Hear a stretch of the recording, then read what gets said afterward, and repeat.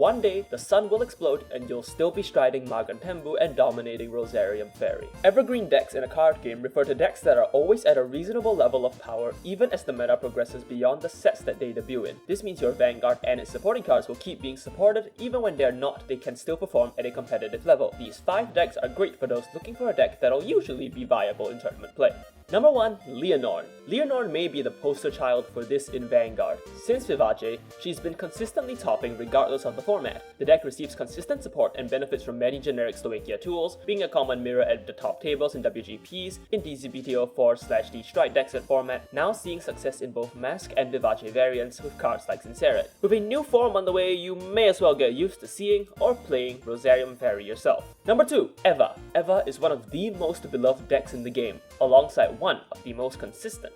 Ever since Immigrage's release, the deck has not missed a month of topping large events in the JP format. It keeps innovating with things like Shield Cyclers and is one of the few decks that can utilize the new Grade 1 from DZBTO 9 alongside its standard tools like Obscurate and Slow Filtering. If you had to play Brandgate, you may as well enjoy Paradise with Eva. Number 3. Shiranoi. This deck may not be as good as it used to be when the Defending War restrictions come into effect, but never underestimate the resilience of a ninja. Shiranoi was the meta-dominant threat on release. Then it got restricted once, then one more time, and now technically for the 3rd time. And the deck's still fine. Magantembu is a hell of a first stride, and using generic Dragon Empire tools like Shenri and the Cyclers keep its early game in line with the non-stride decks. So it really continues to dominate. But you don't need me to tell you about how good this deck is. You've seen it at every local you've been to. Number 4. Shojo Doji. Ever since DZBTO 3, Shojo Doji has been a deck one fighter per tourney can play and top with no matter what. The deck is pretty challenging to get into, and that makes it fun and rewarding to play. Some of the topping lists don't even run the usual generic pieces and they can still top, making this a pretty affordable strategy relatively speaking. I would probably recommend Shojo Doji to someone with card game experience and wants a little bit of a more complex strategy than a CD1 stand 1 deck that Standard is known for